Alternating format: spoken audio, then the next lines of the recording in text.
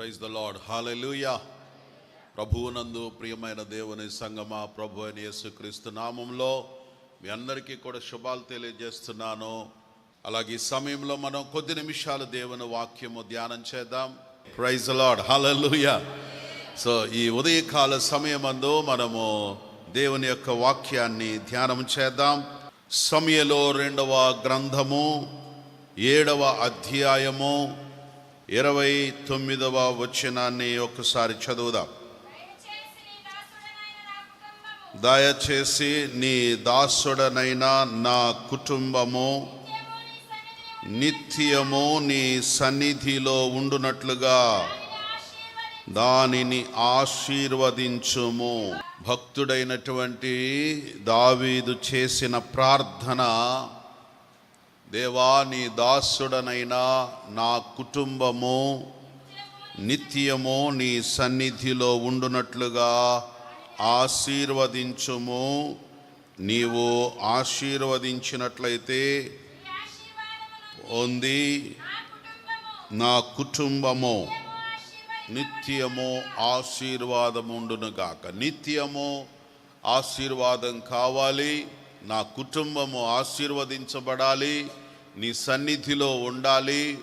నీ సన్నిధిలో నిత్యము నా కుటుంబం ఉండాలి అనేటువంటి ప్రార్థన భక్తుడైన దావీదు చేశాడు. ఈరోజు దేవుడు తన వాక్యం ద్వారా మనతో మాట్లాడాలని ప్రార్థన చేసుకుందాం. ప్రియుడైన మా తండ్రి, నీకు స్తోత్రాలు చెల్లిస్తూ ఉన్నాం. మీరు మమ్మలను ప్రేమించి మాకిచ్చిన శ్రేష్టమైనటువంటి సమయాన్ని బట్టి వందనాలు ప్రభువా. దేవా, చేరువచ్చిన నీ భక్తులను దీవించండి. రావలసిన వారు ఇంకా సకాలంలో సమకూర్చమని ప్రార్థన చేస్తున్నాం. నీ వాక్యం సజీవమైనది, 2 అంచులు గల ఖడ్గము కంటే పదునైనదిగా ఉండి మా ప్రాణము ఆత్మదేహాలు విభజించినంత మటుకు దూరచ్చు. హృదయాలు పరిశోధించు లేఖనము ద్వారా మాతో మాట్లాడి నడిపించండి. యేసు నామమున ప్రార్థించుచున్నాము తండ్రి. అందరము కలిసి ఒక చరణం పాడుకుందాం. యేసయ్యా నీ దీవెనలకు పాత్రులుగా చేయుమో. నీ పాద సన్నిధిలో నిత్యము లభించెడి నీ దీవెనలే మాకు పరమ ధన్యమో. నీ పాద సన్నిధిలో నిత్యము లభించెడి నీ దీవెనలే మాకు పరమ ధన్యమో.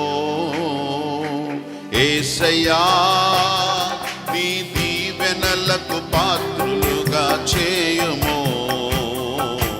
నీ పాద సన్నిధిలో నిత్యము లభించెడి నీ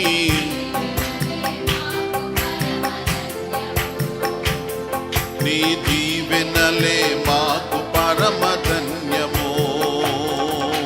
పితరుడైన అబ్రహాము విశ్వాసుల తండ్రిగా ఇసుకయంత విస్తార సంతానపు కర్తగా.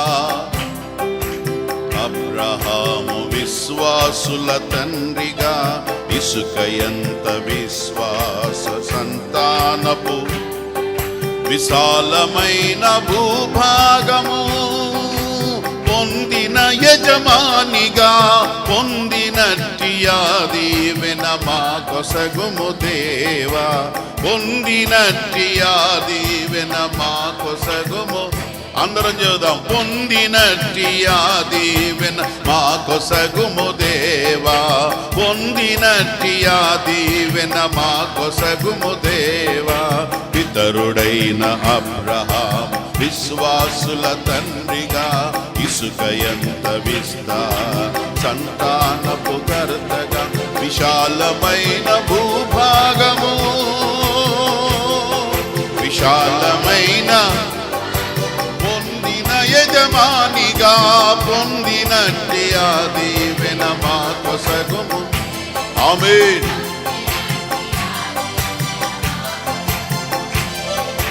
మోసకారి యాకోబును దీవించిన దేవా, జ్యేష్ఠత్వమునిచ్చి పశు సంపదకధికారిగా.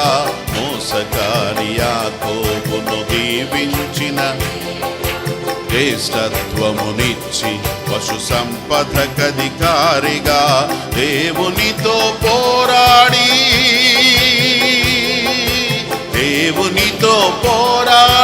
వరములెన్ను పొందెను, గోజాడి పొందినట్టి ఆ దేవి. ఆమేన్. గోజాడి పొందినట్టి ఆ దీవెనలి. ఆమేన్. యేసయ్యా నీ దీవెనలకు. ఆమేన్. నీ పాద సన్నిధిలో నిత్యము లభించడి నీ దీవెనలే మాకు పరమ ధన్యము. నీ దీవెనలే మాకు పరమ ధన్యము. నీ దీవెనలే. అందరం చూద్దామంటే దీవెన లాగుతా, దీవెన కావద్దా? నోరు తెరిచి చెప్పండి. దీవెన ధన్యమో నీ దీవెనలే. నీ దీవెనలే మాకు పరమ ధన్యమో. నీ దీవెనలే మాకు పరమ. ప్రభునందు ప్రియమైన దేవుని బిడ్డలారా, మనం చదివిన వాక్య భాగంలో భక్తుడైనటువంటి దావీదు ప్రార్థిస్తున్నాడు, నా కుటుంబాన్ని ఆశీర్వదించండి అని. కుటుంబం అంతా కలిసి దేవుని సన్నిధిలో ఉండడం దేవుని సంకల్పం, దేవుని చిత్తం. ద్వితీయోపదేశకాండం 12వ అధ్యాయము 7వ వచనములో చదివినప్పుడు కుటుంబం అంతా కలిసి నా సన్నిధికి రావాలి అని దేవుడు సెలవిచ్చాడు. నిర్గమకాండం 12వ అధ్యాయం 20వ వచనంలో కుటుంబం అంతా కలిసి దేవుని మందిరానికి వచ్చి పస్కా పండుగను ఆచరించవలెను అని దేవుడు సెలవిచ్చాడు. అందుకనే 128వ కీర్తన మనం చదివినప్పుడు అది కుటుంబ కీర్తన. కుటుంబం అంతా అనగా కుటుంబ యజమాని, యజమానురాలు, పిల్లలు అందరూ కలిసి దేవుని మందిరానికి రావాలని, అందరూ కలిసి దేవుని పస్కాను ఆచరించాలని, అది దేవుని యొక్క ఉద్దేశమై ఉన్నది. అందుకనే భక్తుడు ప్రార్థన చేస్తున్నాడు, దేవా నా కుటుంబం అంతా కూడా నీ సన్నిధికి రావాలి, నీ సన్నిధిలో ఉండాలి, నీ సన్నిధిలో నివసించాలి, నీ సన్నిధిలో నిత్యము ఉండాలి. ఆ విధంగా నన్ను ఆశీర్వదించండి, నా కుటుంబాన్ని ఆశీర్వదించండి అని ప్రార్థన చేసినటువంటి సందర్భాన్ని మనం చదువుకుంటున్నాం. మనము గత కొన్ని వారములుగా 21 దినములు ఉపవాస కార్యక్రమాలలో, ప్రార్థనలలో మనము కుటుంబమును గురించి, కుటుంబ క్షేమాలను గురించి మనం ధ్యానిస్తూ వచ్చాం. గత వారము కూడా ఇదే అంశాన్ని మనం ధ్యానం చేశాం. మరి కుటుంబము ఆశీర్వదించబడాలంటే ఏం చేయాలి, లేకపోతే ఎలాంటి కుటుంబాలు ఆశీర్వదించబడతాయి అని ధ్యానం చేస్తున్నాం. మనం ప్రార్థన చేస్తున్నాం. మన ఆశ, మన ఆలోచన, మన ఉద్దేశము నేను, నా ఇంటివారు, మా కుటుంబము అందరూ కూడా రక్షించబడాలి, అందరూ ఆశీర్వదించబడాలి అని మనం కోరుకుంటున్నాం.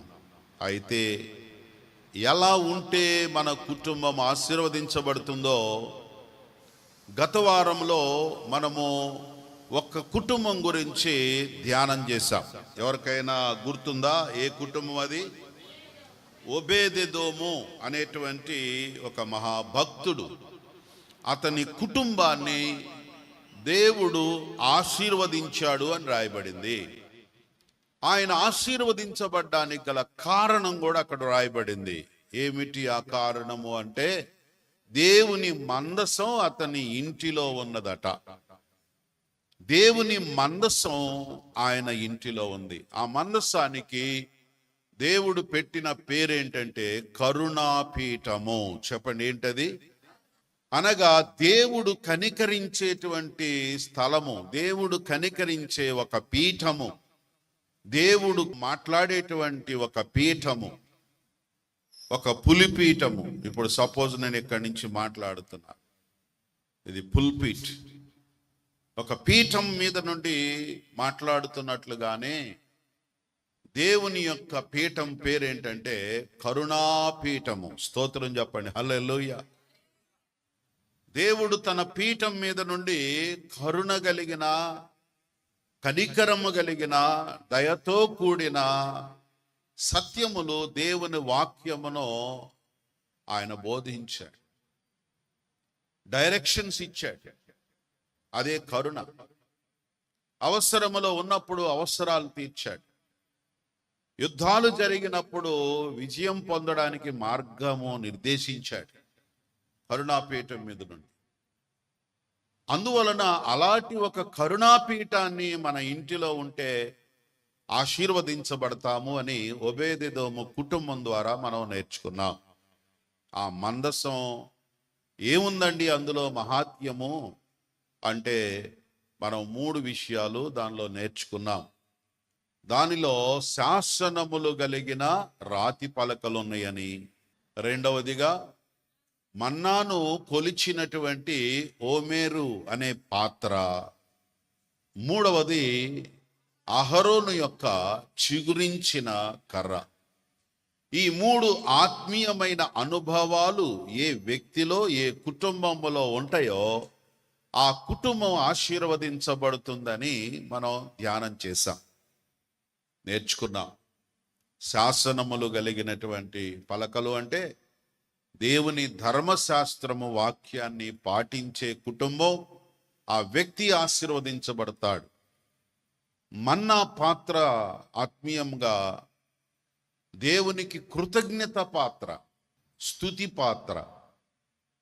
అరణ్యములో మమ్మలను పోషించి నడిపించావు దేవా అని ప్రభు చేసిన కార్యాలను తలంచుకునే ఏ సందర్భమైనా దేవునికి స్తుతి చెల్లించి కృతజ్ఞత చెల్లించేటువంటి కుటుంబము గాని, వ్యక్తి గాని ఉంటే వారిని దేవుడు ఆశీర్వదిస్తాడు. మూడవది చిగురించినటువంటి కర్ర, అహరోనుది. సో వివాదాలు జరిగినప్పుడు, ఆటంకాలు జరిగినప్పుడు, వ్యతిరేకతలు వచ్చినప్పుడు దేవుని చిత్తములో నిలిచి ఉండి ఫలించేటువంటి పరిస్థితులు తారుమారైన, వ్యతిరేకతలు కలిగినా కూడా దేవుని చిత్తానికి తలవగ్గి నిలబడి ఫలించి ఫలభరితమైనటువంటి వ్యక్తిగా, కుటుంబంగా ఎప్పుడైతే ఉండగలుగుతుందో ఆ కుటుంబము అత్యధికంగా ఆశీర్వదించబడతా. దేవునికి స్తోత్రం. ఈ విధంగా మనము అదే దేవుని కరుణా పీఠము, ఆ కరుణా పీఠము ఎవరింట్లో ఉంటుందో అక్కడ దీవెన కలుగుతుంది. కాబట్టి దానికి అనుగుణంగా ఈరోజు కూడా ఆశీర్వదించబడాలంటే మనము ఎలాంటి పరిస్థితులను కలిగి ఉంటే మనము, మన కుటుంబాలు ఆశీర్వదించబడతాయో మరొక 2 విషయాలు ఈరోజు ధ్యానం చేద్దాం. ఈరోజు మొదటిది అనగా మన వర్తమానములో రెండవ విషయము, క్రమశిక్షణను ప్రేమించే కుటుంబం ఆశీర్వదించబడుతుంది. చెప్పండి, ఏ కుటుంబం ఆశీర్వదించబడుతుంది? క్రమశిక్షణను, గద్దింపును ప్రేమించి లోబడి ఏ వ్యక్తి గాని, కుటుంబం గాని ఉంటే ఆ కుటుంబం ఆశీర్వదించబడుతుంది. యోబు గ్రంథం 5వ అధ్యాయం 25వ వచనములో ఈ మాట మనము చదవచ్చు. మరియు నీ సంతానము విస్తారమగుననియు నీ కుటుంబము భూమి మీద పచ్చిక వలె విస్తరించుదురని నీకు తెలియను. నీ సంతానము విస్తారమవుతుంది, నీ కుటుంబము భూమి మీద పచ్చిక వలె విస్తరించుచున్నది. నీ కుటుంబము విస్తరణ, విశాలపరచబడుట, మన కుటుంబము విస్తరింపజేయబడుట అనే ఆశీర్వాదం నీకు కలుగుతుంది. ఎవరికి ఈ ఆశీర్వాదం కలుగుతుంది? ఎవరికంటే 17వ వచనములో ఉంది, దేవుడు గద్దించు మనుష్యుడు ధన్యుడు కాబట్టి సర్వశక్తుడైన దేవుని శిక్షను తృణీకరించవద్దు. సో అప్పుడు ఆ క్రింద వచనాలన్నీ కూడా మనం చదివినట్లయితే అప్పుడు నీ సంతానము విస్తారమవుతుంది, నీ కుటుంబము భూమి మీద విస్తరిస్తుంది. సో నీ సంతానము అలాగే నీ పిల్లలు నీ కుటుంబము విస్తరించి ఆశీర్వదించబడడం అనేది కూడా దేవుని సంకల్పం. ఒక కుటుంబము విస్తరింపజేయబడాలి, అది అభివృద్ధిలోనికి రావాలి. కొన్ని కుటుంబాలు వాళ్ళు అసలు వెలుగులోనికే రాలేరు, ఎక్కడో లోపలే ఉండిపోతారు. పబ్లిక్తో వారికి పని ఉండదు, కలవరు, కలుసుకోరు. కలుసుకుందాం అనుకున్నా కలుసుకోరు కొంతమంది. వాళ్ళ మెంటాలిటీ అది. కానీ దేవుడు ఎప్పుడు కూడా ఒక కుటుంబం మల్టిప్లై అవ్వాలి, విస్తరించిపోవాలి అనేది దేవుని సంకల్పం. ఎందుకంటే ఏదైనా తోటలో ఆదాముకు వివాహం జరిగిన తర్వాత ఆదాము అవ్వలను దేవుడు ఆశీర్వదించను. ఎట్లనగా, మీరు ఫలించండి, అభివృద్ధి పొందండి, విస్తరించండి, భూమిని నిండించండి. సో దేవుడు ఎప్పుడైతే ఫ్యామిలీ లైఫ్ని ఎస్టాబ్లిష్ చేశాడో, కుటుంబ జీవితాన్ని ప్రారంభించాడో, ఆ రోజే దేవుడు ఆయన ఆశీర్వదించాడు. మీరు ఫలించాలి, అభివృద్ధిలోనికి రావాలి, విస్తరించాలి, మీరు ఈ భూమిని నిండించాలి. ఇది దేవుని యొక్క సంకల్పం, దేవుని ఉద్దేశం. కనుక ప్రియమైన దేవుని బిడ్డలారా, దేవుని సంకల్పములో మనము విస్తరించబడటం అనేది ఉంది గనక, మరి ఎవరు విస్తరించబడతారు? 17వ వచనములు అన్నాడు, దేవుడు గద్దించే మనుషుడు ధన్యుడు. కాబట్టి నీవు క్రమాన్ని లేకపోతే ఆయన నిన్ను శిక్షించినప్పుడు నీవు ఏమాత్రం కూడా తృణీకరించవద్దు. ఈ 17వ వచనానికి 25వ వచనానికి కనెక్టివిటీ ఏమిటి అంటే, ఎవరైతే క్రమశిక్షణను ప్రేమిస్తారో వారి కుటుంబం విస్తరిస్తుంది. ఏమిటి ఆ క్రమశిక్షణ అని గమనిస్తే, ఆయన గద్దిస్తాడు, ఆయన బుద్ధి చెప్తాడు, ఆయన సరిచేస్తాడు. దాన్ని మనం తృణీకరించకూడదు. కొన్నిసార్లు మనల్ని ఎవరైనా గద్దించడం దాకెందుకు, ఊరికి ఏదన్నా అది కాదమ్మా, ఇది తప్పు, ఇది అని చెబితే చాలు, ఇక ఆ మనిషికి రెండోసారి మనకు కనపడాలని అనిపించదు. ఊరకు అది చెప్తుంది, ఇది చెప్తుంది అమ్మా అనుకొని పక్కకి వెళ్ళిపోతాం. తృణీకరించవద్దు, రిజెక్షన్. దేవుడు మనల్ని క్రమపరిచినప్పుడు, దేవుడు మనల్ని శిక్షించినప్పుడు, దేవుడు మనల్ని పనిష్ చేసినప్పుడు ఏమాత్రం తృణీకరించొద్దు. ఎందుకంటే దాని వలన మన కుటుంబము ఆశీర్వదించబడబోతుంది. దేవునికి స్తోత్రం.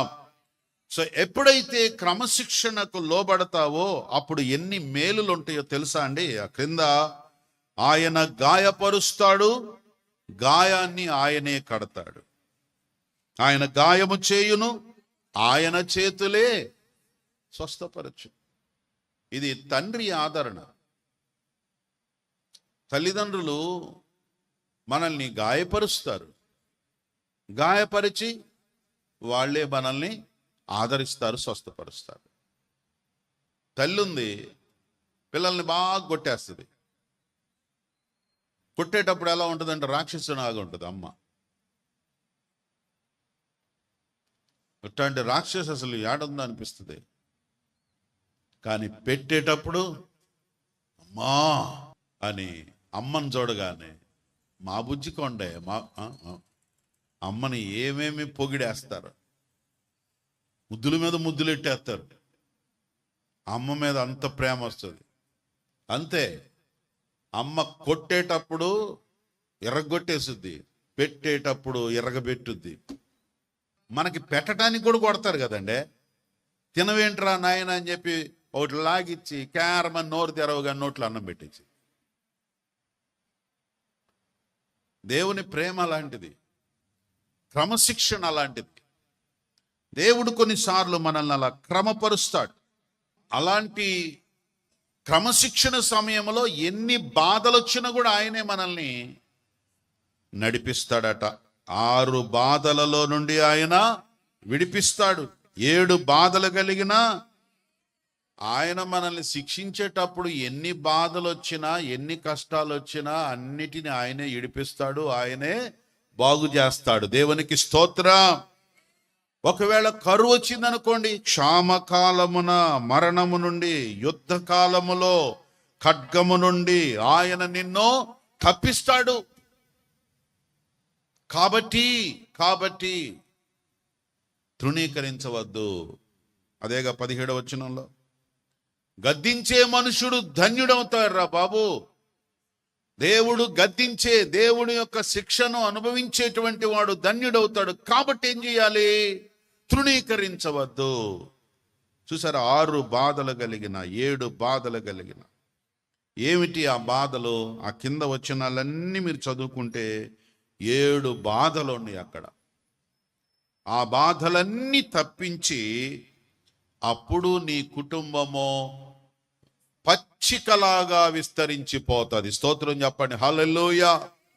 ఏ కుటుంబం అయితే దైవ క్రమశిక్షణలో పెరుగుతుందో, దేవుని గద్దింపునకు లోబడుతుందో, దేవునికి విధేయత కలిగిన వ్యక్తిగా, కుటుంబముగా ఉంటుందో, ఆ కుటుంబము దినదినాభివృద్ధి చెంది అంచెలంచెలుగా వృద్ధి చెందేటువంటి అవకాశము దేవుడు అనుగ్రహిస్తాడు. దేవునికి స్తోత్రం.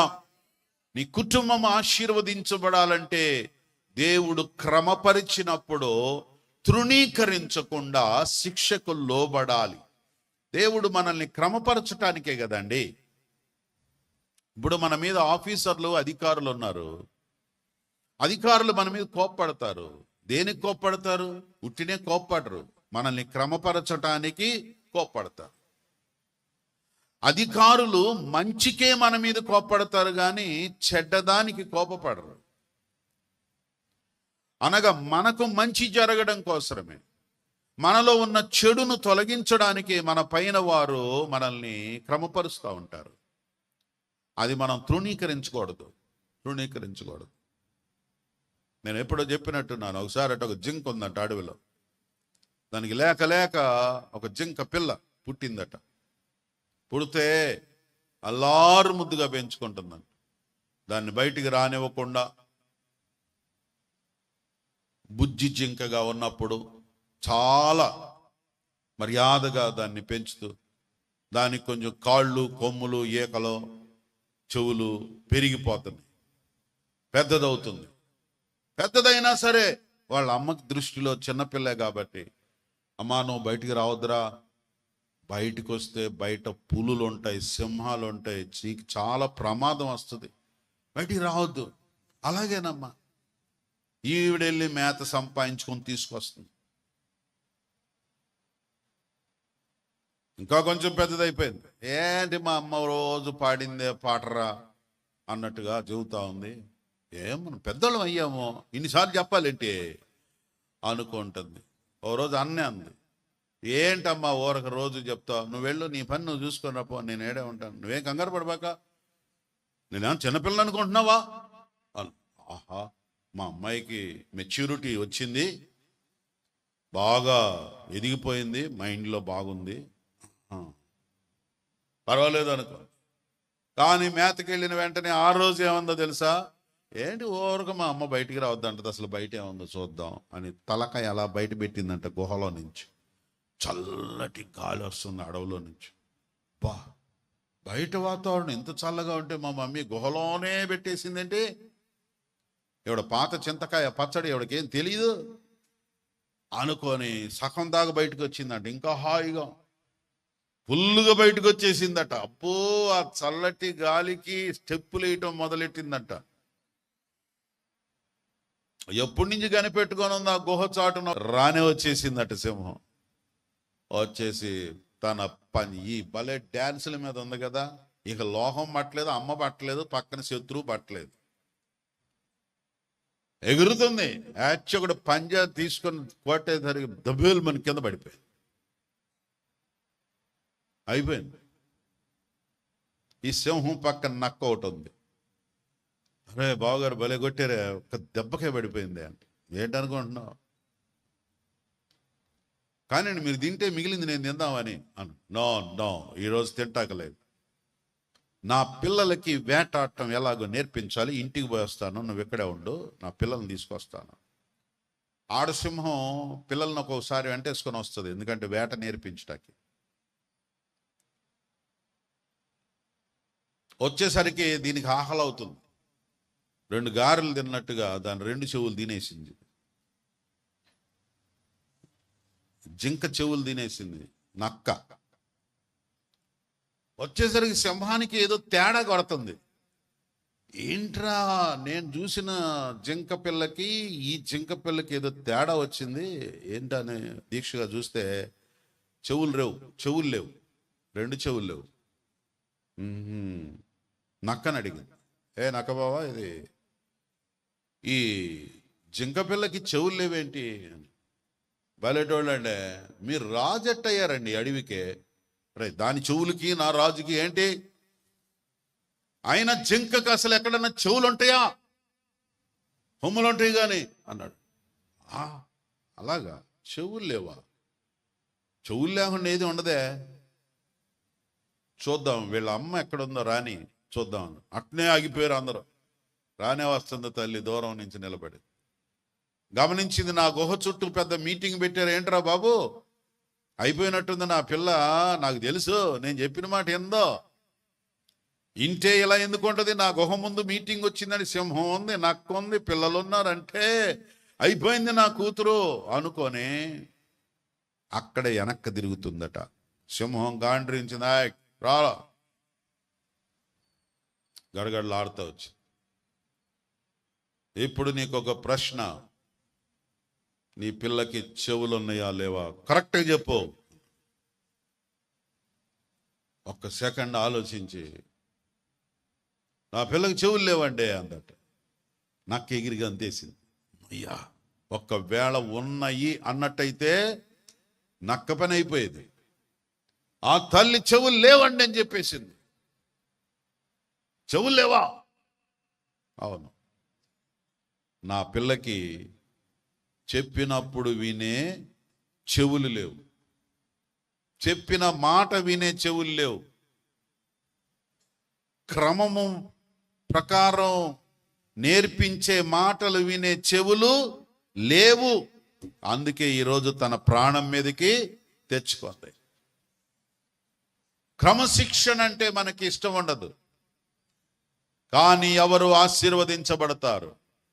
దేవుడు గద్దించే మనుషుడు ధన్యుడైపోతాడు. దేవునికి స్తోత్రం. దేవుడు క్రమపరిచే కుటుంబము ధన్యతలోనికి వస్తుంది. కారణమేమనగా, విడిపించే దేవుడు, నడిపించే దేవుడు, సహాయపడే దేవుడు, గాయము కట్టే దేవుడు, ఇన్ని మేలులు వారికి దేవుడు చేస్తాడు. ఎప్పుడంటే క్రమశిక్షణకు లోబడినప్పుడు. ప్రైజ్ ది లార్డ్, హల్లెలూయా. కాబట్టి ప్రియమైన దేవుని బిడ్డలారా, 2వ విషయాన్ని గమనించినట్లయితే, ఏ కుటుంబం ఆశీర్వదించబడుతుంది? క్రమశిక్షణను ప్రేమించే కుటుంబం. 3వది దేవుని వాక్యంలో గమనిస్తే, యెహెజ్కేలు గ్రంథం 44వ అధ్యాయము 30వ వచనాన్ని చదువుదాం. మీ ప్రతిష్ఠిత అర్పణలన్నిటిలోనూ, తొలిచూలు వాటన్నిటిలోనూ, ప్రథమ ఫలములన్నిటిలోనూ మొదటివియు యాజకులవి అగును, మీ కుటుంబములకు ఆశీర్వాదము కలుగునట్లు, మీ కుటుంబమునకు ఆశీర్వాదము కలుగునట్లు ముందుగా పిసికిన పిండి ముద్దను యాజకులకు ఇవ్వవలెను. పక్షులలోనూ పశువులోనూ తనకు తాను చచ్చిన దానిని గాని చీల్చబడిన దాని గాని యాజకులు భుజింపకూడదు. సో మీరు మొదటిది దేవునికి ఇచ్చే వారి కుటుంబము దీవించబడుతుంది. మూడవ విషయం ఈరోజు గమనించినట్లయితే, మీ కుటుంబము ఆశీర్వదించబడినట్లుగా మీరు మొదటివి, తొలిచూలువి, వాటిలో ప్రథమ ఫలములో మొదటిది దేవునికి ఇచ్చేటువంటి వారెవరైతే ఉంటారో వారి కుటుంబము అంచెలంచెలుగా దీవించబడుతుంది. ఇది దేవుడు సెలవిచ్చినటువంటి మాట. మొదటిది దేవునికి ఇవ్వాలి. చెప్పండి, మొదటిది ఎవరికి ఇవ్వాలి? దేవునికి ఇవ్వాలి. దేవునికి ఇచ్చినప్పుడు అది యాజకులది అవుతుంది. అంటే దేవునికి ఇచ్చినటువంటిది ఏదైనా అది ఎవరి స్వాధీనములో ఉంటుంది?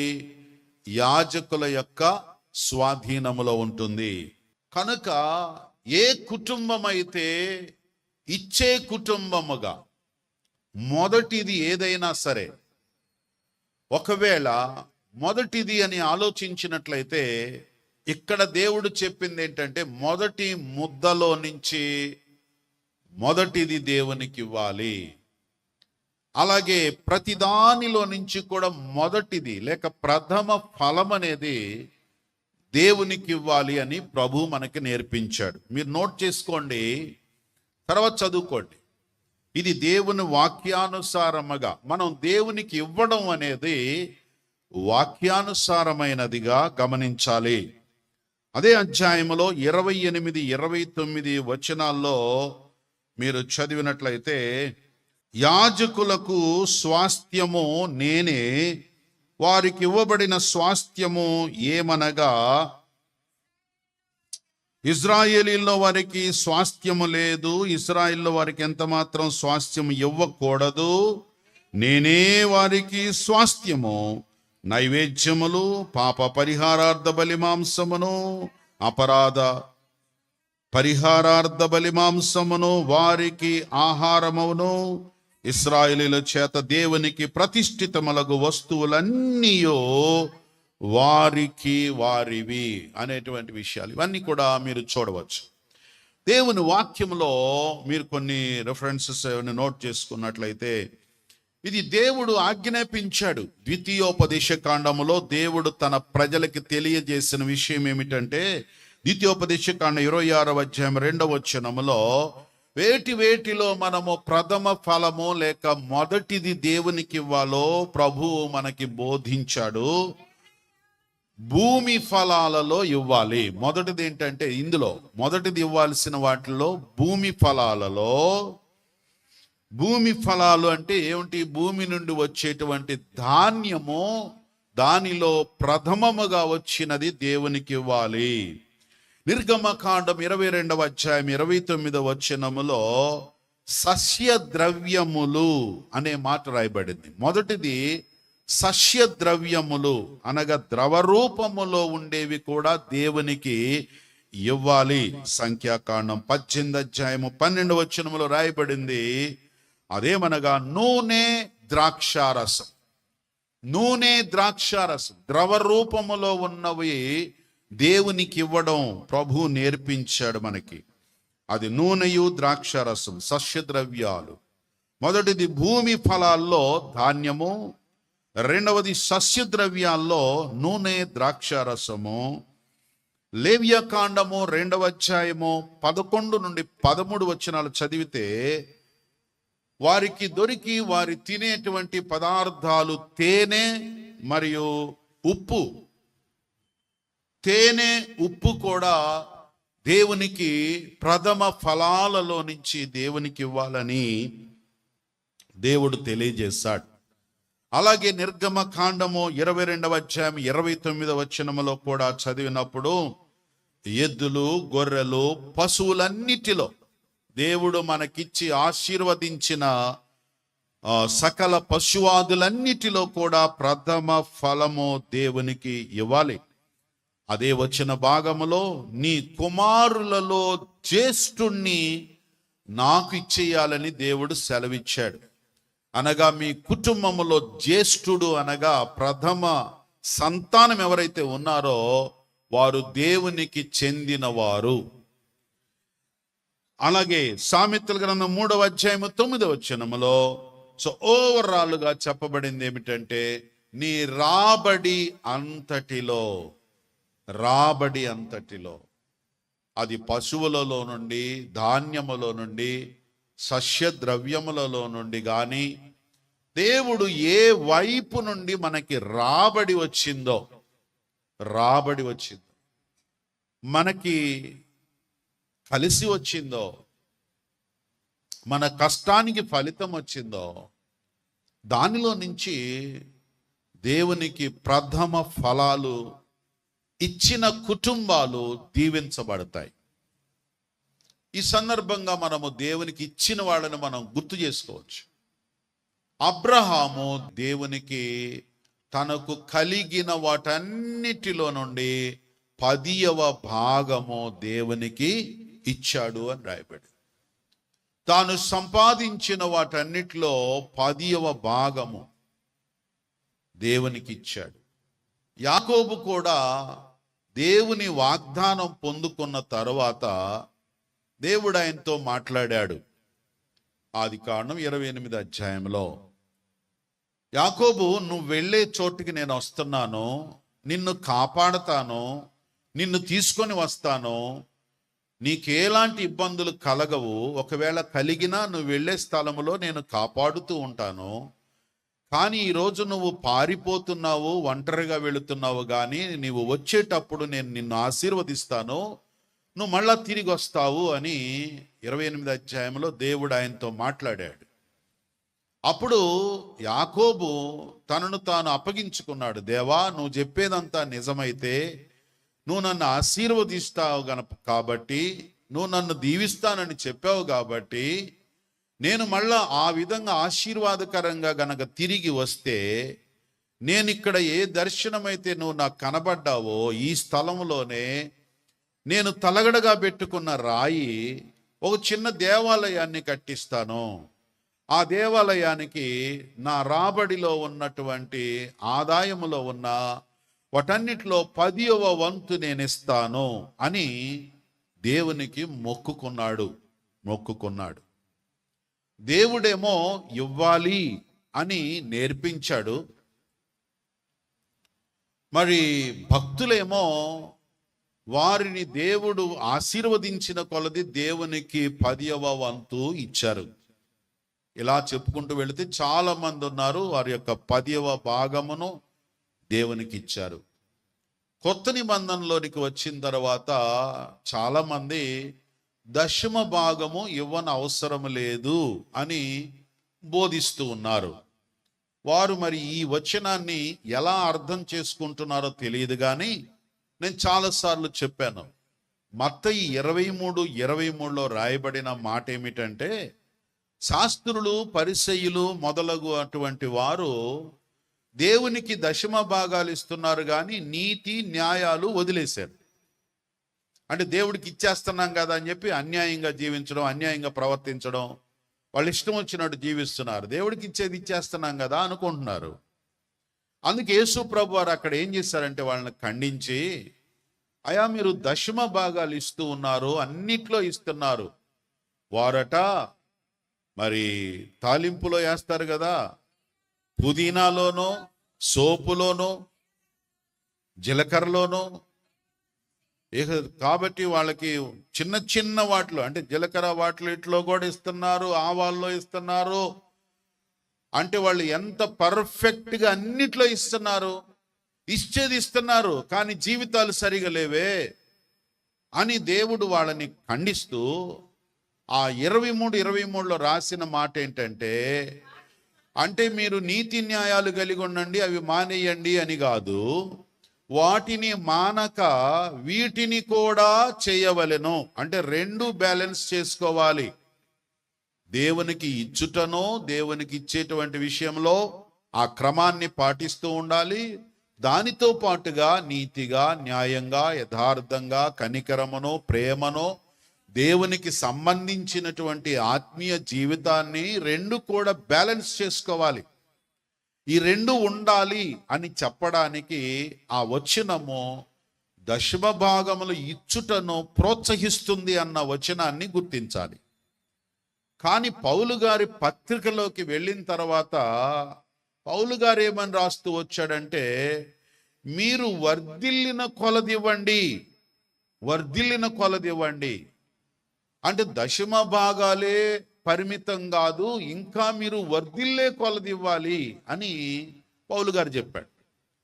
అప్పుడు చాలా మంది ఈ వాక్యాన్ని తప్పుగా అర్థం చేసుకొని, వర్ధిల్లిన కొలది అంటే ఎంతో కొంత ఏదో ఒకటి ఇచ్చేయాలి తప్ప ఖచ్చితంగా దశమ భాగాలే ఇవ్వాలని లేదు అని కొంతమంది ఈ విధంగా ఇచ్చుట విషయంలో తప్పుడు బోధలు చేస్తున్నారు.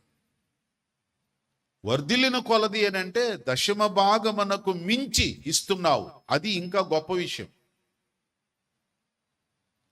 సో అంతేగాని దశమ భాగాలు లేవు అని కొంతమంది తప్పుగా వాక్యాన్ని తప్పుగా అర్థం చేసుకుంటున్నారు. అది మీరు ఒకవేళ వీడియోస్ బయట చాలా మంది దీని విషయంలో మాట్లాడుతున్నారు, అన్యులు కూడా దీని విషయం మాట్లాడుతున్నారు. అసలు వాళ్ళకి అది తెలియదు దశమ భాగం యొక్క విలువేంటో. దశమ భాగము దేవుడు ఇమ్మన్నాడు కాబట్టి మనం ఇస్తున్నాం, మనుషులు చెప్తే ఇవ్వలేం కాబట్టి. ఏమంటే మనుషులు చెప్తే ₹1 ఇస్తామండి, అస్సలు ఇవ్వలేం. దేవుడి నిబంధన అది. దేవుని పిల్లలకి ఇచ్చుట అనేది ఒక నిబంధన. నీవు వర్ధిల్లిన కొలది అంటే ఎంత వర్ధిల్లుతావో అంతకంటే ఎక్కువ ఇవ్వచ్చు అని. అంటే నేను ఎప్పుడో ఒకసారి చదివాను, కోల్గేట్ కంపెనీ గురించి అందరూ చెప్తూ ఉంటారు, నేను కూడా విన్నాను. అది కోల్గేట్ కంపెనీ యజమాని తన కంపెనీని ఇంప్లిమెంట్ చేసే దినాల్లో ఆ వ్యాపారం పెద్దగా సాగటం లేదు. ఆయన చర్చికి వెళతాడు. చర్చిలో కూర్చొని ఒకరోజు ప్రార్థన చేసుకుంటూ ఉంటే పాస్టర్ గారు ఆ రోజు ఇచ్చుటను గురించి మాట్లాడారు. ఆ రోజు ఆయన కమిట్ చేసుకున్నాడట, దేవా నా కలిగిన దాంట్లో నేను నీకు 10వ భాగం ఇస్తాను అని. అప్పటి నుండి ఆ యొక్క తన వ్యాపారం వృద్ధి చెందుతుంది. ఆ తరువాత ఇంకా అభివృద్ధి అయ్యకొంది. తను అనుకున్నాడు, అరే దేవుడికి 10వ భాగం ఇస్తేనే ఇంతగా నా వ్యాపారం ఆశీర్వదించబడుతుంది, 20% ఇద్దాం అని మళ్ళీ దేవుని సన్నిధిలో కమిట్మెంట్ చేసుకొని 20% ఇవ్వటం మొదలెట్టాడు.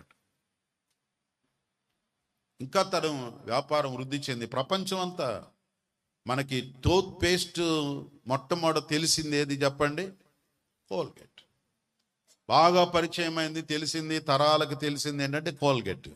అంటే అప్పటికీ ప్రపంచవ్యాప్తంగా వ్యాపారం వృద్ధి చెందుతూ ఉంటే ఆయన 30, 40, 60, 90% వరకు దేవుడికి ఇచ్చాడు అని ఒక బుక్లో నేను చదివాను. కొందరు సేవకులు చెప్తుంటే కూడా విన్నాను. అది అసాధ్యంగా కనపడదు, నాకే అసాధ్యం కనపడుతుంది. ఆయన ఇచ్చాడు కాబట్టి మీరు ఇవ్వండి అని చెప్పడం కూడా నేను మిమ్మల్ని అలా ఎంకరేజ్ చేయాలని కూడా నేను అనుకోవట్లేదు. దేవుడు కోరింది 10వ భాగం. దేవునికి ఎందుకు ఇవ్వాలి? దేవుడు నీతో కూడా కష్టపడి పనిచేస్తున్నాడు, అది గుర్తించాలి. ఒక రైతు అన్నాడు, ఏమండి నేను నిద్రలేచిన దగ్గర నుంచి అన్ని పనులు నేనే చేస్తున్నాను, కష్టపడుతున్నాను, నేనే నీరు పెట్టాను, నేనే పంట వేసుకున్నాను, నేనే విత్తనాలు వేసుకున్నాను, నేనే ఎరువులు వేసుకున్నాను, అంత కష్టపడిందంతా నేనే కదా. ఇంటికి తెచ్చుకున్న తర్వాత దేవుడికి ఇవ్వాలి అని అంటే ఎందుకు ఇవ్వాలి దేవుడికి అని అంటే, ఆ ప్రక్కన ఒక ఆయన చెప్పారట, అయ్యా దేవుడికి ఎందుకు ఇవ్వాలంటే నువ్వు ఇవన్నీ చేసావు, కానీ నీకు సకాలంలో వర్షాలు ఇచ్చింది ఎవరో? అది దేవుడు కదా. నీ పంట ఫలించి ఫలదీకరణం చెంది భూమిలో నుండి మొలిచి అది అక్కడ క్రియను నువ్వు జరిగించలేవు కదా, అది భగవంతుడే కదా నిన్ను ఆశీర్వదించి ఇచ్చాడు. అలాగే నీ పంట ఏపుగా పెరగడానికి సూర్య రశ్మిని ప్రసాదించింది, దానిలో విటమిన్స్, డి విటమిన్ పెట్టి నీ పంట ఫలించేలాగా చేసి, ఈ పని అంతా ఎవరు చేశారు? దేవుడు చేశాడు. So God has worked with you. నీతో కలిసి నువ్వు చేసే పనిని పదిలపరిచి నువ్వు చేసే పనిని ఆశీర్వదించుచు ఆయన కూడా నీతో కలిసి పనిచేశాడు. కాబట్టి అందుకే ఆయన 10వ భాగము నాకు ఇవ్వండి అని చెప్పి, 90 నీదే, 10వ భాగము నాది ఇవ్వండి అని ప్రభు చెప్పాడు. కనుక దేవుని మాటకు లోబడి ఎవరైతే మొదటిది లేక ప్రథమముది ఆ 10వ భాగమును దేవునికి ఇవ్వడం అలవరుచుకుంటూ ఉంటారో వారి కుటుంబాలు ఆశీర్వదించబడతాయి అని దేవుడు చెప్పాడు కదా.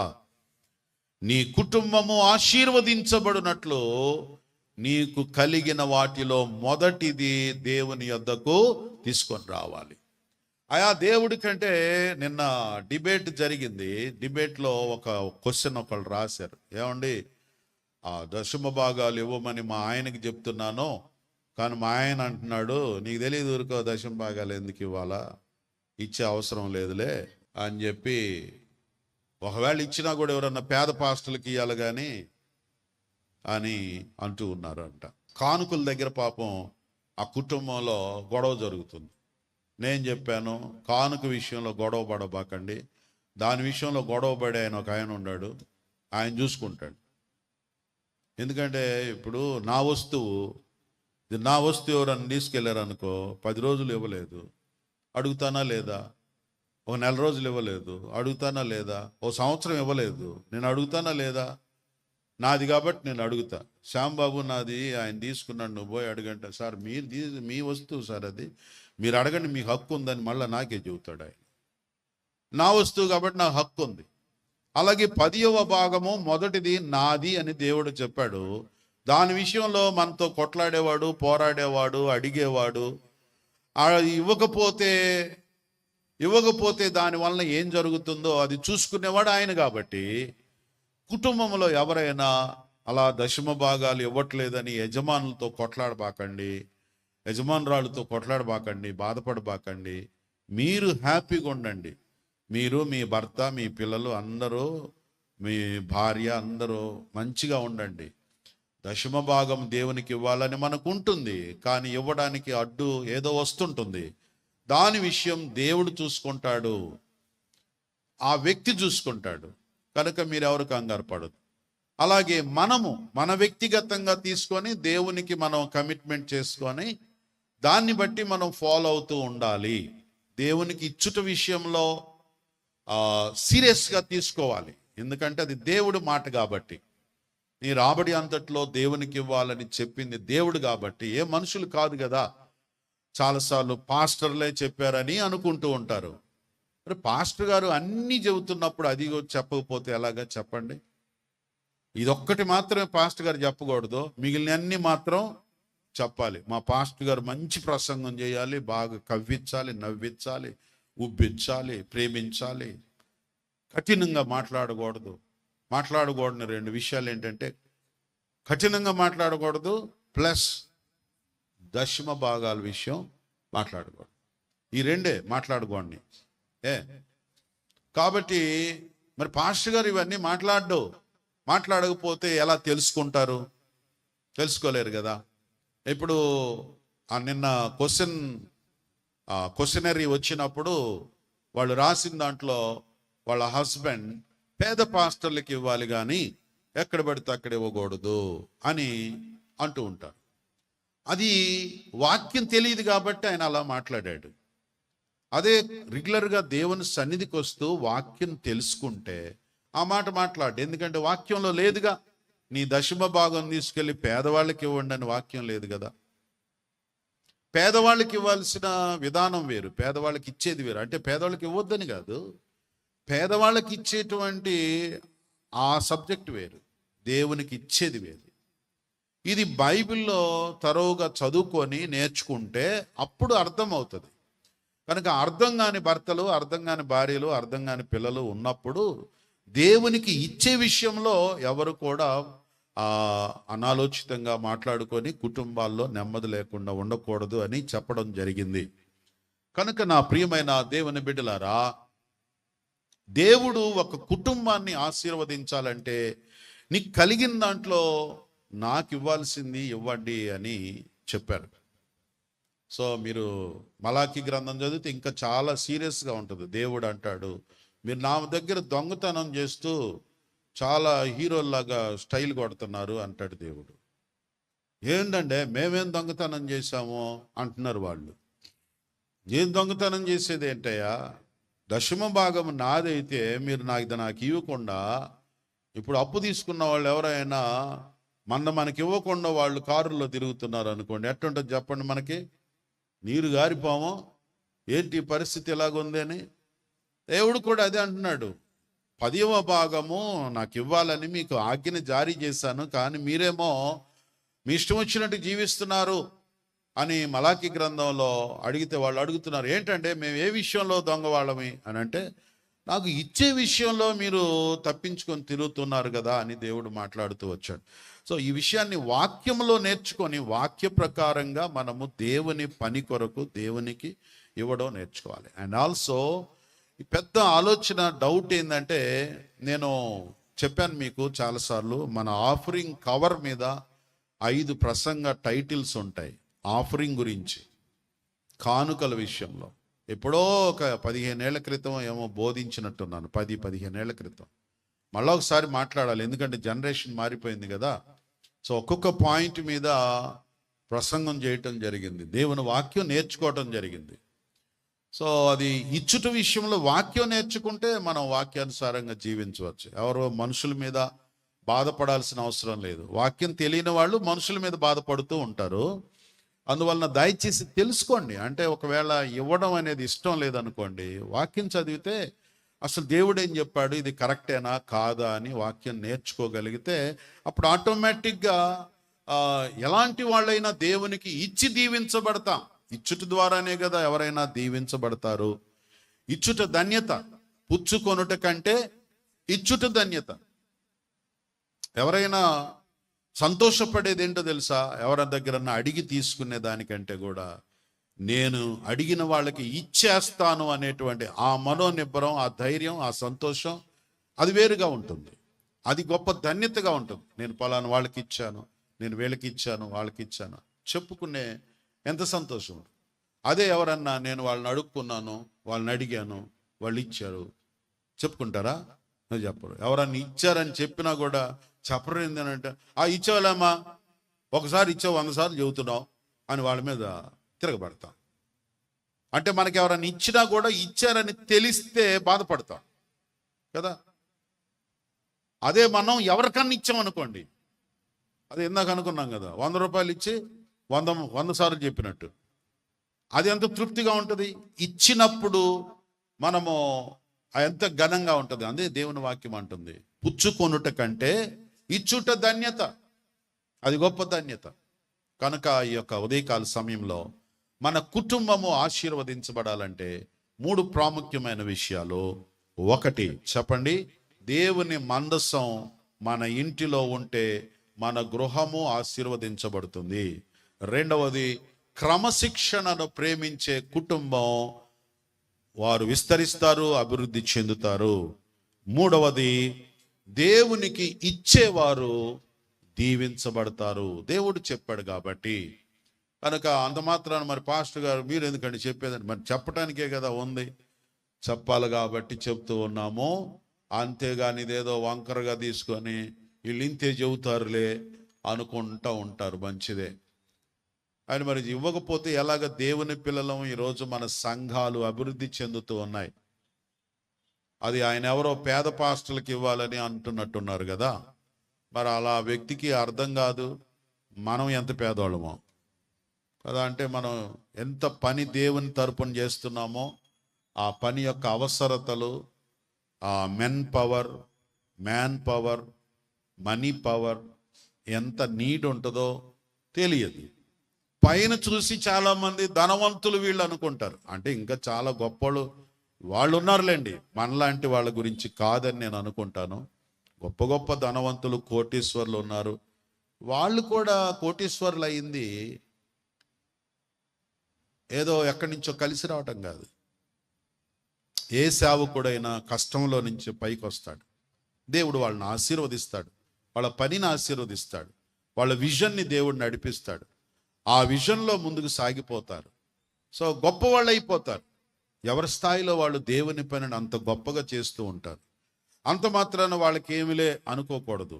మన పాత పెద్దలు ఒక మాట చెప్పారు, ఎంత చెట్టుకి చెప్పండి ఎంత చెట్టుకి అంతే గాలి ఉంటుందట. చిన్న చెట్టుకి చిన్న గాలి ఉంటుంది, పెద్ద చెట్టుకి వృక్షానికి అంత పెద్దదే గాలి ఉంటుంది. కనుక ఏ మాత్రం తప్పుగా ఆలోచించకుండా మనము మన సంఘములో ఉన్నాము కాబట్టి మన సంఘ క్షేమం కొరకు మన వంతుగా మనం ఏం చేస్తున్నాము అని ఆలోచించి దాని ద్వారా కలిగే ఆశీర్వాదాన్ని మనము మన కుటుంబాలు పొందుకోవటానికి ప్రభు సహాయం చేయును గాక. కళ్ళు మూసుకోండి, ప్రార్థన చేద్దాం. ప్రియుడైనటువంటి మా పరమ తండ్రి, జీవాధిపతివైన ప్రభువా, నీకు స్తోత్రాలు. మీరు మమ్మలను ప్రేమించి మాకు ఇచ్చిన శ్రేష్టమైన సహవాసము సన్నిధి బట్టి వందనాలు చెల్లిస్తున్నాం. కూడి వచ్చిన భక్తులను దీవించండి ప్రభువా. వారమంతా మిమ్మల్ని కాపాడారు. ఈ వారంలో నిబిడలు చేయు కార్యములన్నింటిలో తోడై నడిపించండి. మరలా తిరిగి కలుసుకునే వరకు క్షేమము దయచేయండి. యేసు నామమున స్తుతించి ప్రార్థిస్తున్నాము తండ్రి. ఆమేన్.